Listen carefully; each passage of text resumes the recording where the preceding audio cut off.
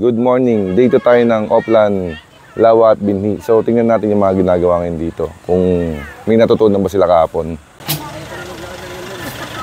Yun, so dito makikita nyo yung medyo organized na ng konti.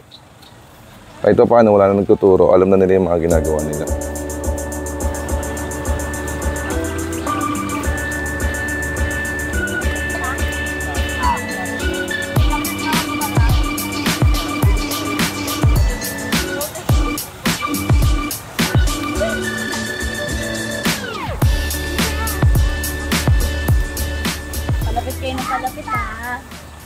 Ito yung mga naturo na kahapon, yung mga gagawin ngayon. Kaya ginagawa na lang nila. Yung mga sinabi.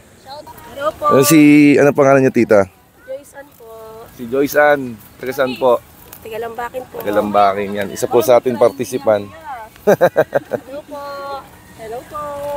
Kaya ma'am, ano po pangalan niyo? Judith po. Tagalambakin din po. Lambakin din po. Yan. Sila po yung magkakasama dito from Barangay Lambakin. Yan, sila tita po. Sila po yung nailagay dito sa area na to. Oh, kuya, picture ka na, bugay. Yan, sila kuya. Yan, mga taga Barangay Lambakin.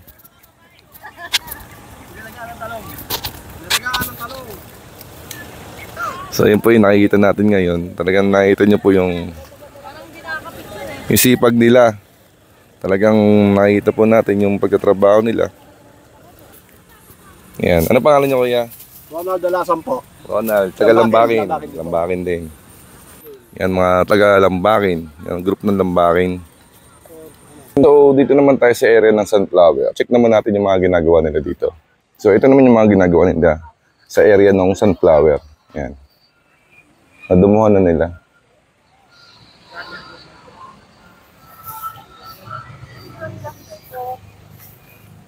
So dito, diretso lang ang damo natin. Yan, magkakasama lang po sila dyan nagdadamo.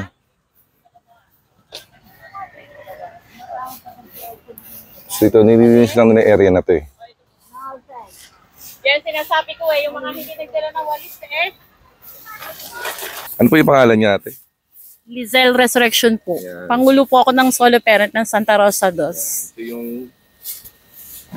Siya po yung team leader na naka-assign dito. Yan. So far po ba, ang mga improvement? Okay naman po ba? Nung unang araw po namin, yung gawi po doon sa may palong na yon hanggang doon po sa dulo, puro po mostly damo. Inalisan po namin damo, tingnan nyo, gumanda na, kita na yung Kahapon naman po, ang ginawa namin is itong from there, diretso po yan hanggang doon sa dulo po. Yung lahat po ng sunflower, nakita nyo naman po, buhay na buhay sila, masaya, malinis. Itinuloy namin ito kahapon, puro damo din po ito. Kaya lang po ngayon, hindi pa rin po kami tapos kasi ito naman po yung ginawa naming nauna. Ang mga kasama ko po, Santa Rosa 2 na solo parent, Santa Rosa 2 Agribene, at saka Prensa 1 solo parent po. Thank you. So yan, ito yung makikita nyo yung museo ng Marilao. Nandito pa rin tayo, parte pa rin ito ng day 2 nila. Ikutin pa rin natin yung ibang area na ginagawa nila. So dito naman tayo sa area ng ito sa gitna yung balik tayo sa mga talong pa din. Kasi karaniwan dito puro talong. So ito yung pinaka-lagoon. Lagoon o lawa dito sa Liwasan. Ayan, kung makikita nyo. Part pa rin ng project na may balikto at luminis.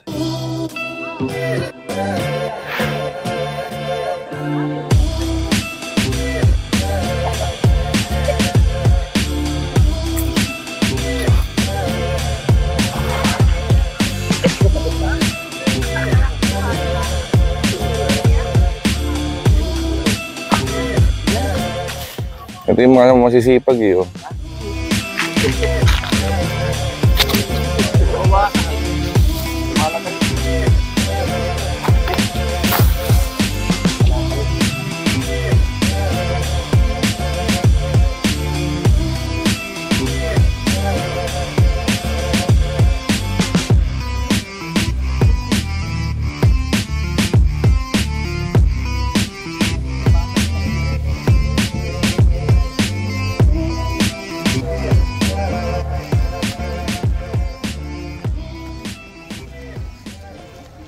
Ngayon sa likod ko, yun yung lawa o yung lagoon dito sa Liwasan.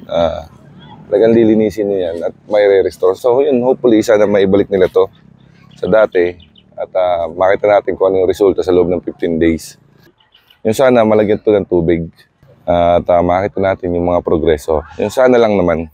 Kasi sa panahon yata ngayon dito medyo kinakapos ng tubig dahil tag-araw. So kasi part to ng ano kaya nga tinatawag na project Lawa at Binhi ng DSWD. Gagawa sana sila ng lawa pero since may lawa na rito, ito na lang yung ginagawa nila, nililinis na lang. So napakaswerte nga nila may lawa na rito na gawa na. So ayun, dilinisin na lang nila. Pero alam ko sa ibang bayan yata, gumagawa pa sila ng lawa nila. Ano ba masasabi mo? Nakapasok ka rito, ano ba mga trabaho? Madali ba? Mahirap ba? Sakto lang? Saktuhan lang, boss. Saktuhan lang, boss. Experience, ganun. Kasi tricycle driver ako Gusto ko rin maging magsasaka. Saka mangingisda. Tama lang naman nga yun. Kumbaga, hindi lang yun pagdadrive, pagta-tricycle. May experience yung ibang trabaho. Sa bagay, sa susunod, malay mo, gusto mong magtayo ng mga negosyo, di ba? Ayun, oo. At least may natututunan. Oo. Kumbaga, meron na akong experience. Oo, hindi yung nakatuon ka lang sa isang bagay. Oo. Kasi di mo naman masasabi yung panahon nga Yun naman, di ba? oo. Malay mo, bigyan ng pagkakataon. Kaya nga, karoon ka ng pera. Oo. Tayo ng Makakuha ng maliit na lupa. Yun. Di ba? Taniman. Yan. Ang pangalan? Roger na lang, boss. Roger. Yan. Taga? Marilaw, Bulacan. Saog, Marilaw, Saog, Bulacan. yan, mga Saog. Ito rin, solid din to. Saog. Marilaw. Saog Toda. Shout out sa Saog Toda. Ayan. So, part na to, may tanim na. Uy, pagka tama Ayan. na yan. Supunti na lang sa Rulen. Bahala na buka. Papasin nga lang namin ito isa Kasi ito na rin kasi. Ayan, medyo mainit na rin kasi. 9:30. Pwede siguro silang iba nagpapahinga lang muna. Ayan. So karaniwan puro ganito lang naman ginagawa rito. Damo.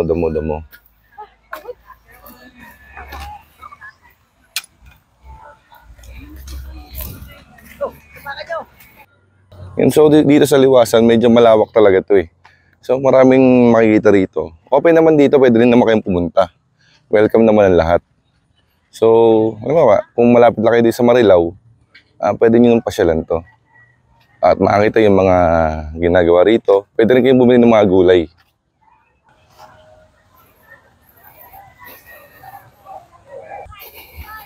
So dito marami naman tanim Ayun, yung mga langka. So gawan na lang natin ng panibagong video. Ikutin natin isa-isa to. So sa lugar na to, ito kasi tanim mo nila ng grapes pero wala naman masyadong gagawin dito. Kaya wala naman masyadong inasign dito. Pero dito sa kabila, parte pa ng sunflower.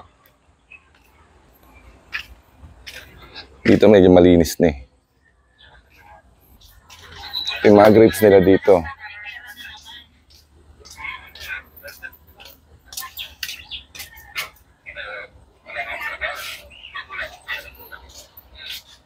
O sa mga susunod, hanap lang tayo ng mga kausap natin dito.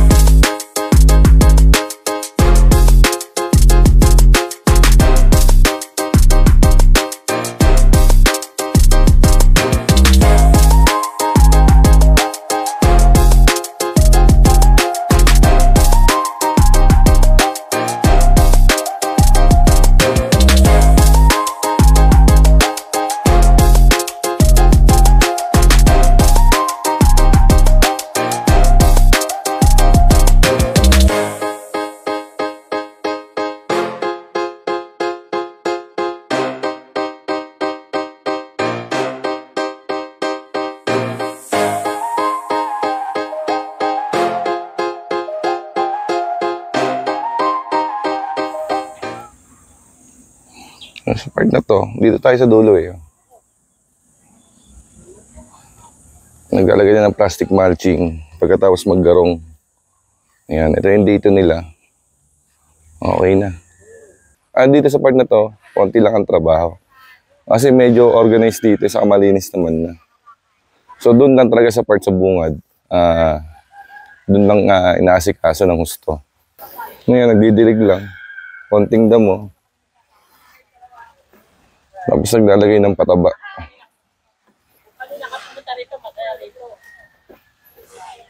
Ayan, sina kuya. Yung mga naglalagay natin. Yan sina kuya. Mga taga saan kayo kuya? Lambakin po ako. Mga lambakin din. Lambakin. Ayan. Tapos yun, pasok naman tayo dito sa greenhouse nila. Ayan. Pero dito kasi may gagawin din dito eh. So, kasalukuyan, wala lang magandang tubig. So, inaayos pa. Tapos sa susunod, yan, yung tubo na yan, installation din dito, sprinkler. Yan. Tapos tingnan natin yung mga gagawin nila. Kasi dito, ayun nga, kasi nga, kaya nga greenhouse, dito nilalagay lahat ng mga binhi, punla, ayan. Nakita nyo na dati to eh. May greenhouse din naman sa atin, pero hindi naman ganito kalaki. Kasi dito kasi, mostly buong Marilao ang kumukuha at ang hihingi.